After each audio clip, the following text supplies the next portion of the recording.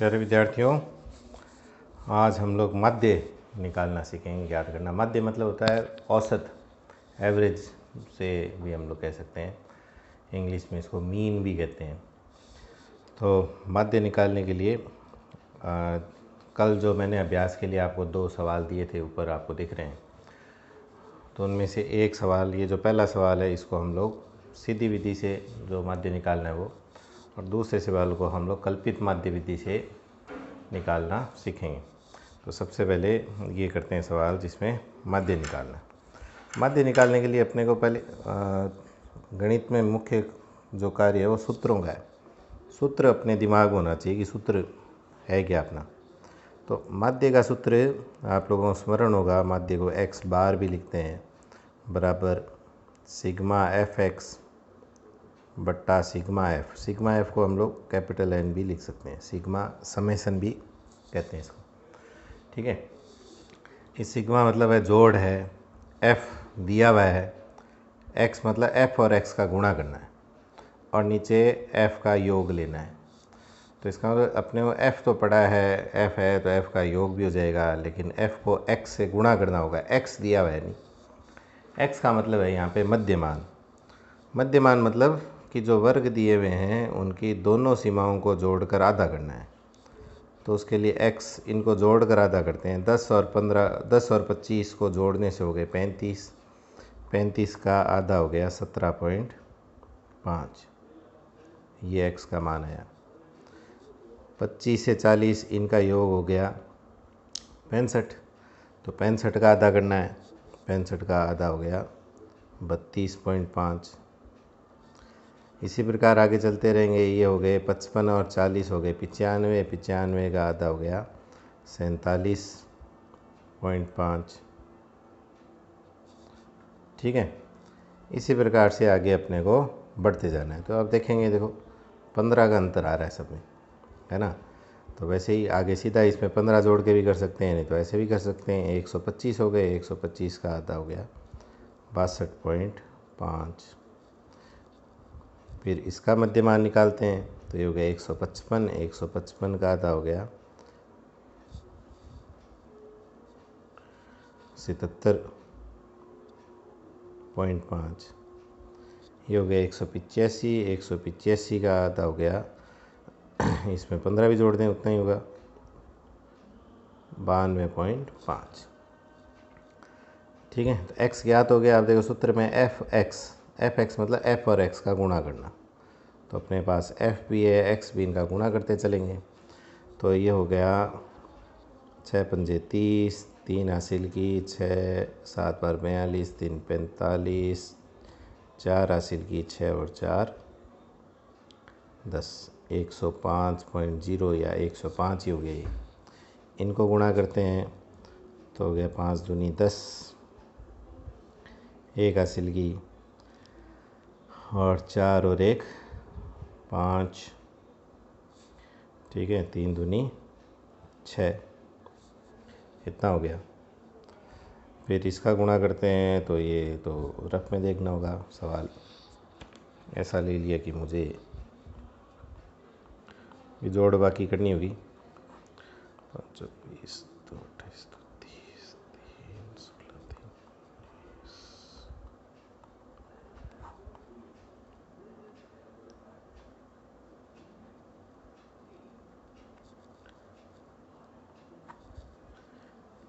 ये हो गया 2090।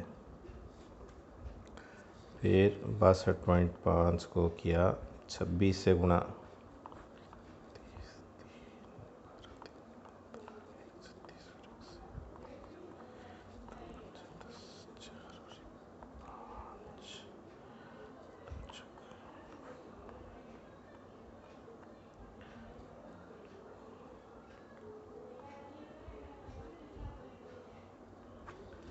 हो गया 1625।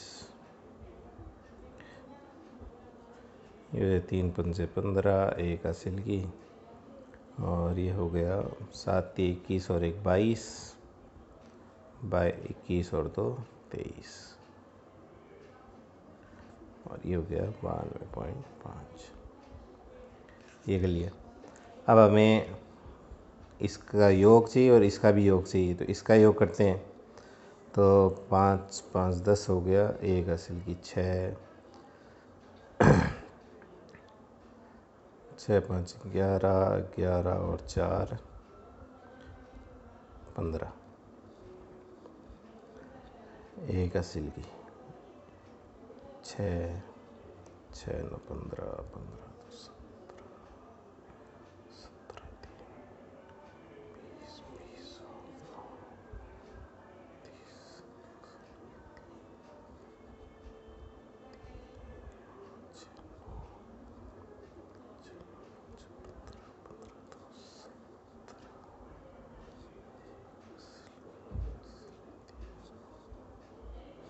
ये हो गया 4795। और इसका जोड़ देखते हैं, ये 26 26 26 52 52 और 4 56 56 44 100, ये इनका योग है। अब इस मान को सूत्र में रखते हैं। एफ एक्स का मान आया 4795 यानी 4795 बट्टा 100 हो गया सिग्मा एफ या एन, कैपिटल एन का मान। अब इसका भाग दिया तब तो ये उत्तर आ गया 47.95, ये उत्तर हो गया। ठीक है, यहीं पे फिर से याद दिलाता हूँ, यदि इस सवाल में इधर कोई वज़न है किलोग्राम में या कोई राशि है रुपयों में, ऐसा इस प्रकार से कोई मात्रक दिया होता तो इधर भी उस मात्रक का उपयोग करते। ठीक है, अब हम लोग अगले सवाल को, ये वाला जो सवाल है इसको कल्पित माध्य से हल करके देते हैं। कल्पित माध्य के सवाल में प्राय कल्पित माध्य दिया हुआ रहेगा प्रश्न में कि निम्नलिखित बारंबारता आवंटन को कल्पित माध्य, कोई भी संख्या दी रहेगी 25 30 जो भी संख्या, कल्पित माध्य इतना मानकर हल करना है। ये दिया हुआ रहेगा, ये सुनिश्चित है। यदि नहीं दिया हुआ रहे तो हमें कल्पित माध्य अपनी तरफ से मानना है। ठीक है, तो पहला काम तो वही करना है, मध्य मान निकालना है। कल्पित माध्य वाला भी पहले सूत्र लिख देता हूँ मैं, ताकि अपने बता रहे x बार बराबर a plus sigma F D बट्टा सिग्मा एफ। तो हमें एक तो a चाहिए जो कल्पित माध्य है जो हम मानेंगे, एक d चाहिए, d का मतलब यहाँ पे विचलन है। ठीक है, तो अब ये d निकलता है x माइनस a से, x माइनस ए चाहिए, d का मतलब है x माइनस ए। x हमने पीछे निकाल के बताया था कि x कैसे निकलता है, जो वर्ग है उनकी सीमाओं को जोड़कर आधा करना है। तो 0 और 10 जोड़ा 10, 10 का आधा 5, ये 30, 30 का आधा 15 है, ये 50, 50 का आधा 25, ये 70, 70 का आधा 35, ये 90, ये आधा हो गया 45, x आ गया। अब इन्हीं x में से किसी एक को हम लोग कल्पित माध्य मानेंगे। यदि नहीं दिया हुआ है तो, ऐसा होता नहीं है, दिया हुआ रहेगा, अनिवार्य रूप से दिया हुआ रहेगा। ठीक है, किसी को भी मान सकते हैं, इस x से बाहर वाली संख्याओं को भी मान सकते हैं। कल्पित माध्य मतलब कल्पना करना है कि इतना उत्तर है। ठीक है, सुविधा के लिए जो ठीक बीच वाली जो संख्या उसको मान दें, सुविधा के लिए, अनिवार्य नहीं है। सुविधा के लिए अनिवार्य उस स्थिति में है जब दिया हुआ हो, नहीं दिया हुआ तो किसी भी संख्या को हम लोग कल्पित माध्य मान सकते हैं। लेकिन सरलता के लिए बीच वाली संख्या को मानना सुगम रहता है। तो यहाँ पे बीच में 25 है, इसको कल्पित माध्य मान लिया, तो ऊपर मैंने लिख दिया a बराबर 25। सवाल में भी दिया हुआ है, नहीं तो वो मानेंगे। अब अपने को d निकालना है, d बराबर है x माइनस ए। पहला x है 5, 5 माइनस 25, 5 माइनस 25 हो गया माइनस का 20। दूसरा है 15, तो 15 माइनस 25, 15 में से 25 गए तो आगे माइनस का 10। अब 25 माइनस 25, तो ये बीच में आ गया 0। अब प्लस में आता रहेगा क्योंकि संख्या बढ़ गई। 35 माइनस 25, ये प्लस का 10। 45 माइनस 25, ये प्लस का 20। ठीक है, ये d निकाल दिया। अब सूत्र में अपने क्या चाहिए, f गुणा d चाहिए, f और d। बिना कल्पित माध्य में हमने f और x का गुणा किया था, अब हमें f और d का गुणा करना है। इसमें एफ और डी। तो 4 गुणा -20, -20 गुणा 4 हो गया -80। 28 गुणा -10 ये हो गया -280। 42 गुणा 0 ये 0। 26 गुणा प्लस का 10 तो ये प्लस का 260। 10 गुणा 20 ये हो गया प्लस का 200। ठीक है, तो एफ और डी का गुणा कर दिया। अब ये सूत्र में रखना है तो सूत्र में ए का मान तो आ जाएगा, सिग्मा एफ डी मतलब इसका जोड़ करना है। इसका जोड़ करते हैं तो देखते हैं, ये देखो प्लस वाली संख्या तो हो गई इधर रफ में हम लोग जोड़ के देख लेंगे। प्लस वाली संख्या होगी 460 और माइनस वाली संख्या हो गई अपनी 80 और 280 हो गया 360। तो ये घट गए कितना है 100। ठीक है,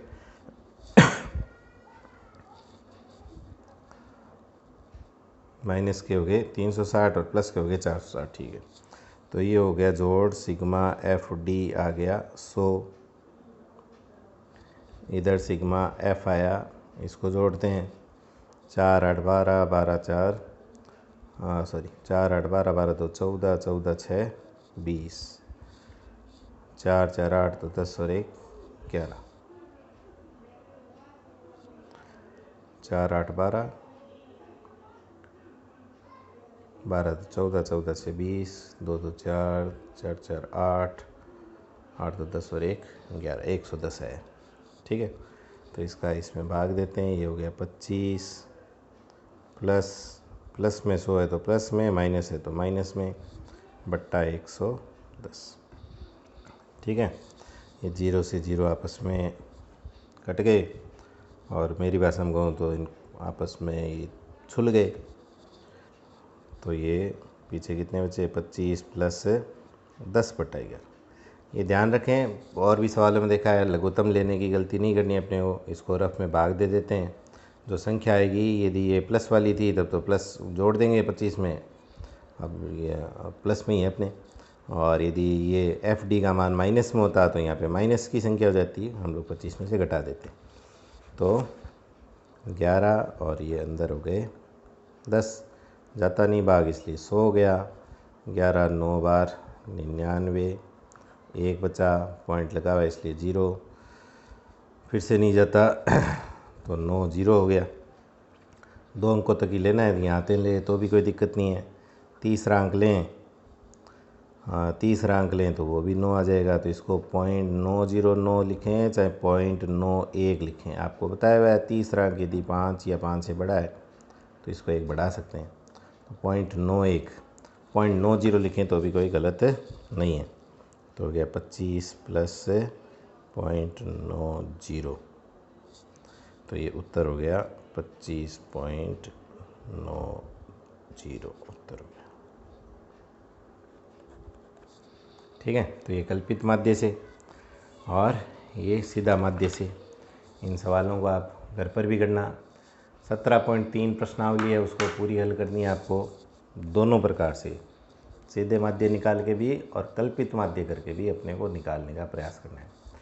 ठीक है, घर पर रहें, स्वस्थ रहें, अभ्यास करते रहें। आज समाचार पत्र में आपके आया है कि 7 या 8 मई से आपकी परीक्षाएं पुनः शुरू हो जाएगी, इसलिए तैयार रहें। अपना मिशन याद है आपको, 100% रिजल्ट रखना। धन्यवाद।